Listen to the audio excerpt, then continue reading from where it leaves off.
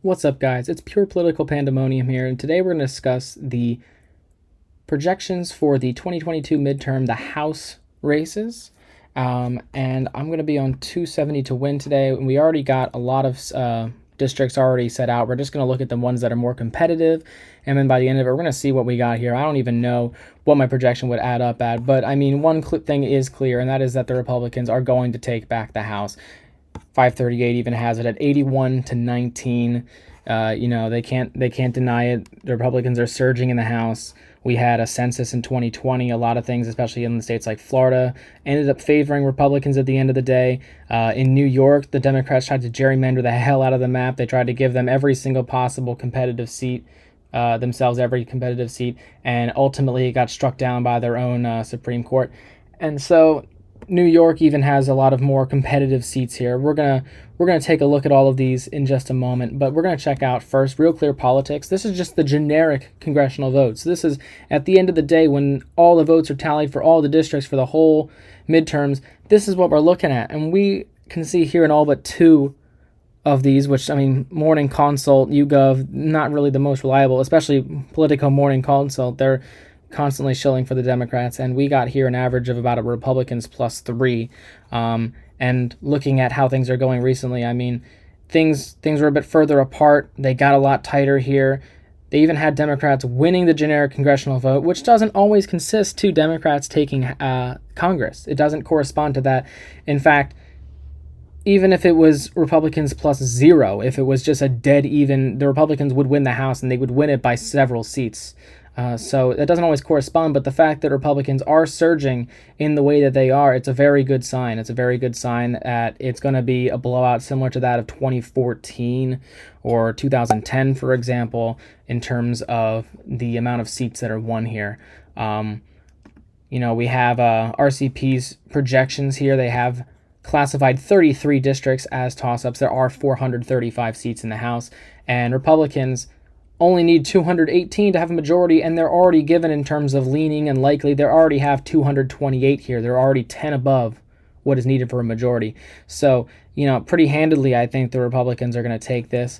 Question is by how much? And we're going to take a look at that today, and we're just going to be cycling through the states. So to start out, we got nothing here for Alabama, and we're just going to keep going alphabetically and see what we got here. So Alaska is an interesting one. We're starting out with Alaska, which is course, pretty funny. We got Mary Peltola, who managed to win the special election because we have two Republican candidates. Neither of them will step down and let the other one win. And honestly, I mean, I guess this has all to do with ego for both of them. I mean, Sarah Palin is a recognizable name. We all know Sarah Palin.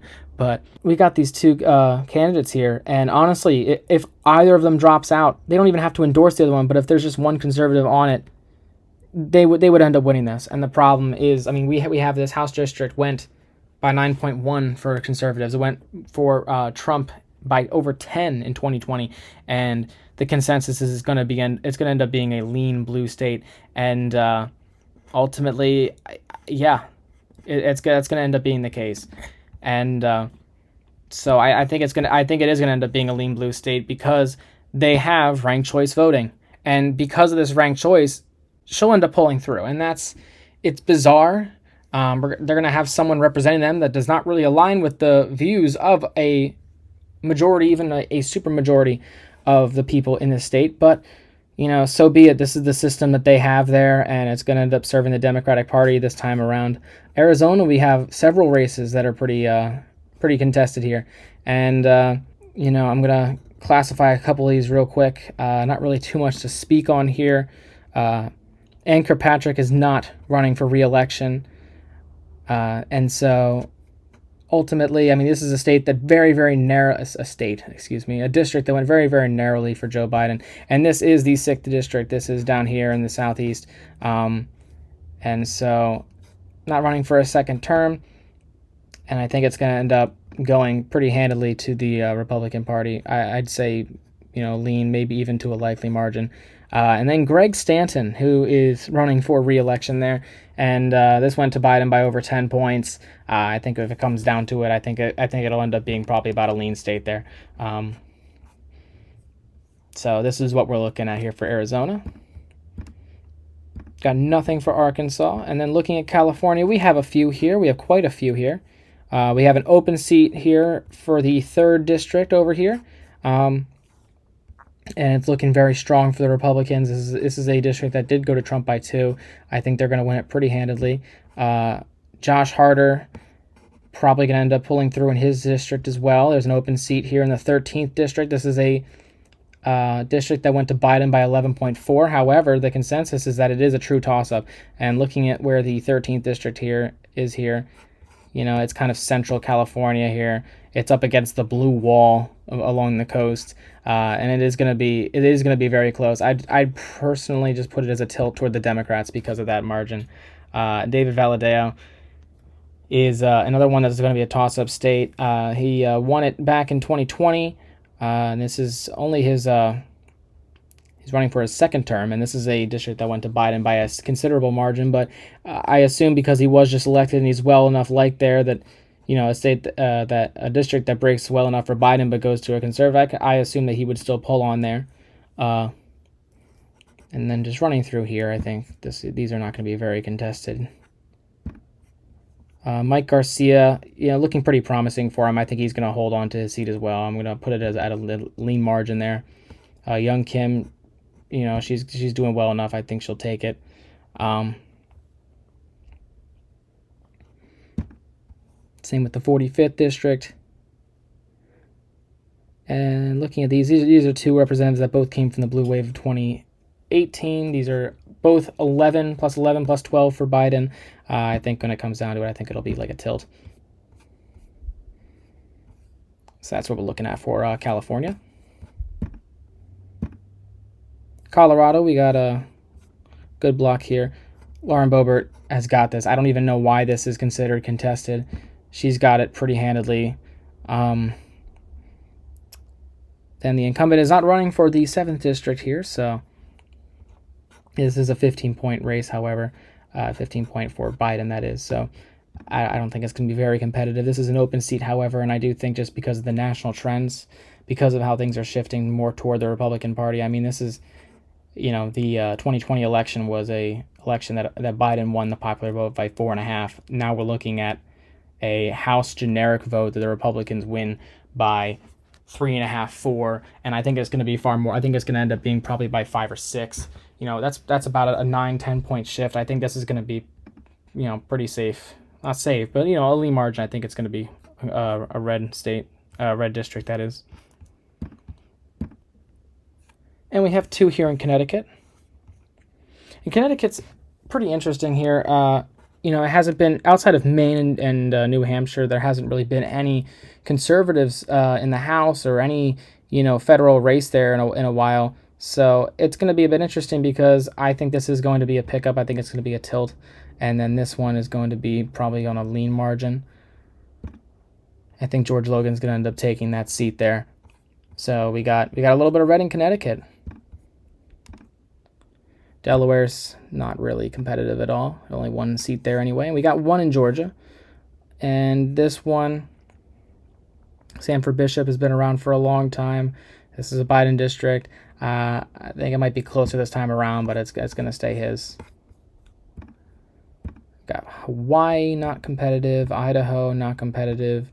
Illinois, I think we got a few here. Yep. And looking down at it. Couple seats here that, like, this one went pretty far for Biden. I don't think it's going to be that close. We have an open seat here. Same with this one. I think this one won't be too close. Illinois gerrymandered the hell out of map. I mean, look at this map.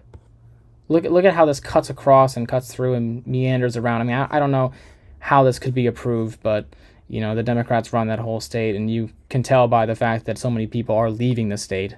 So, you know, I don't think it's going to be a lot of room for picking up here. So I think that'll end up going to them.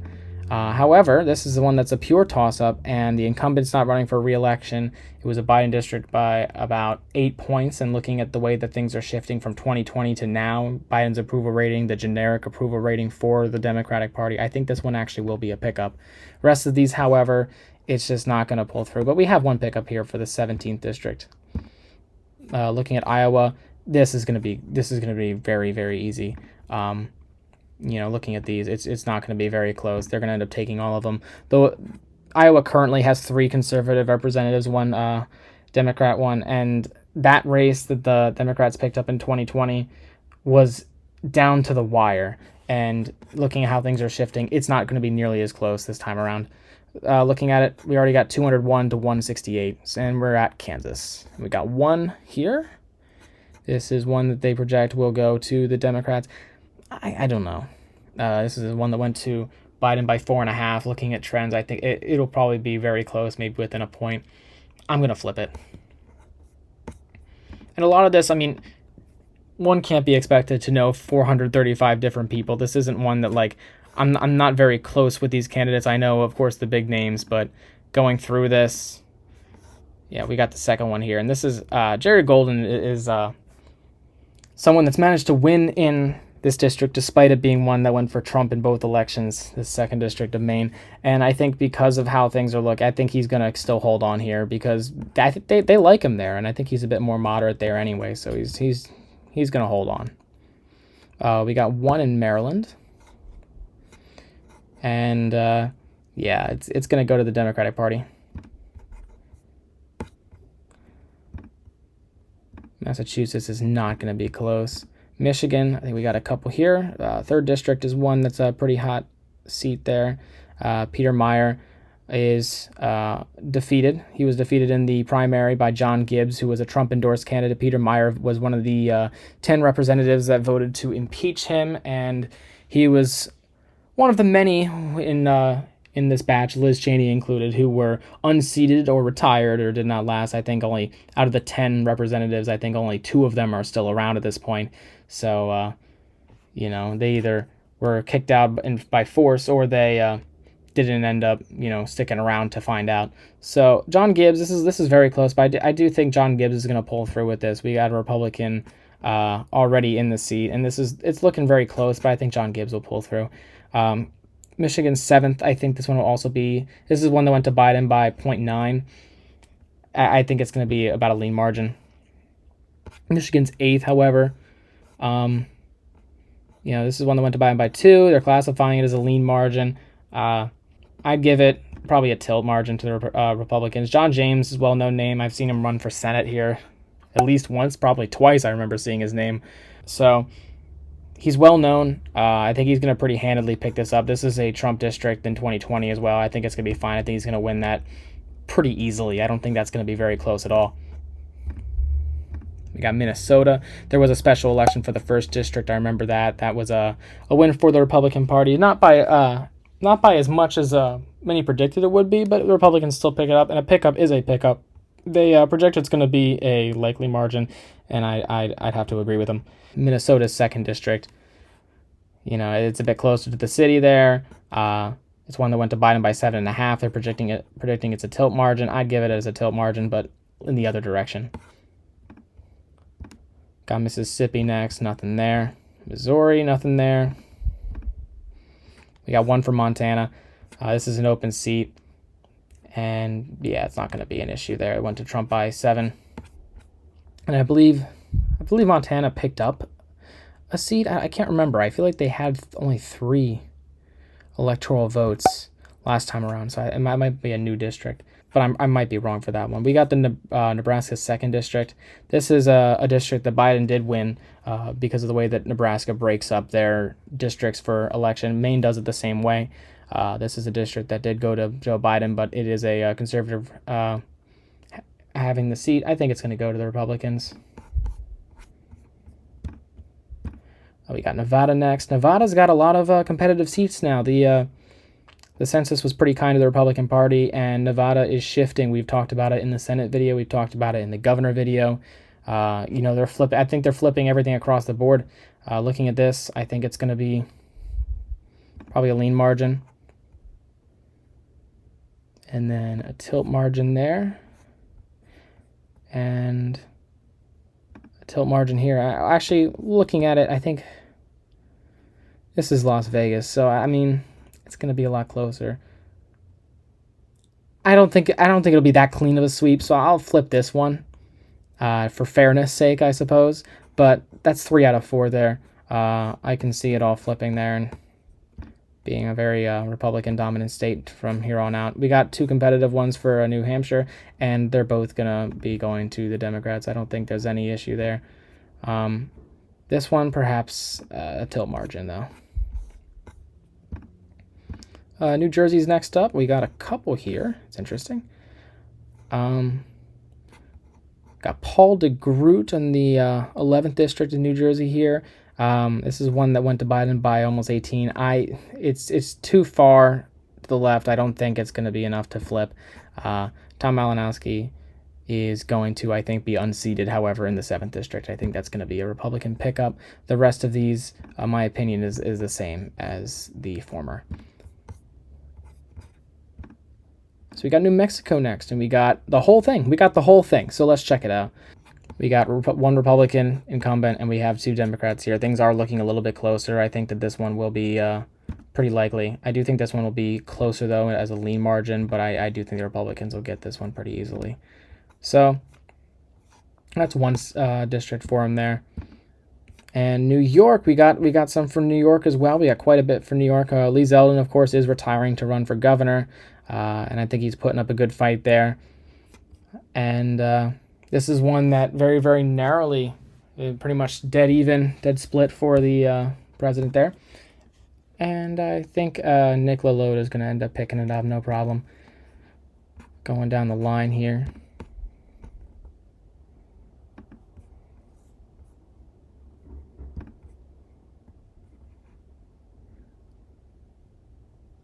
I don't think this one's going to be too close either. Sean Maloney. This one, where is the 17th? I just need to double check. Yeah, I don't know. That one's going to be really close. That one's really going to be close. I think that would probably tilt that way. For this, I think that's also going to be a tilt seat. We got an open seat here, however, and I do think the Republicans are going to take that one. Republicans are also going to take this by a decent margin, and Republicans are not going to take the 25th district. No way. So we're looking at that for the state of New York.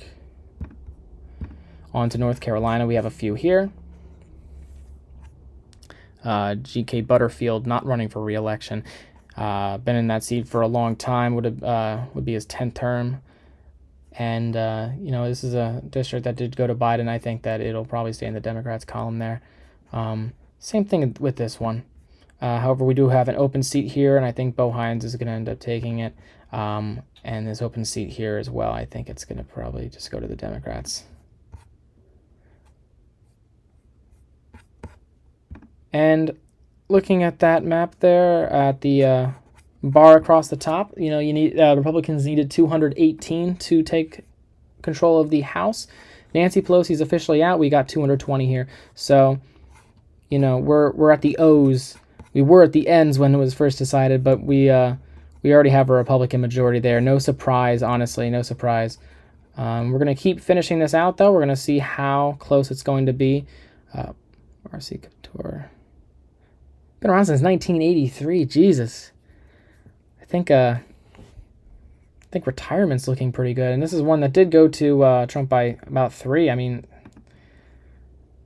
time to switch it up a little bit. I'll flip that one.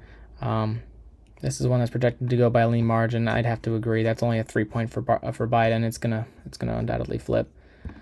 And looking at Oklahoma, nothing there. Pennsylvania, we have a few. Brian Fitzpatrick is favored to win here, and I'd have to agree. The 6th district here, yeah, that's a Biden plus 15, no competition there. Same thing with this one, a Biden plus 20. Yeah, that's not really gonna be that close. The 7th district, however, I do think that's going to be a flip. That's one that very narrowly went to Biden. It's favored toward the Republican as well. I think it'll go to the Republicans. Jim Bognett, I think, is going to end up beating Matt Cartwright as well. That's up in Scranton area. So I think that Jim Bognett's going to end up flipping that. Scranton did go a little bit toward Joe Biden, and that's just because of Biden's roots, which, of course, he has gone back on now, and he has gone against them. And Matt Cartwright has, for a couple times now, very, very narrowly squeezed by. And I don't think he's going to be able to squeeze by this time, to be honest with you. We got Mike Doyle here and Connor Lamb. Connor Lamb retired to run for Senate.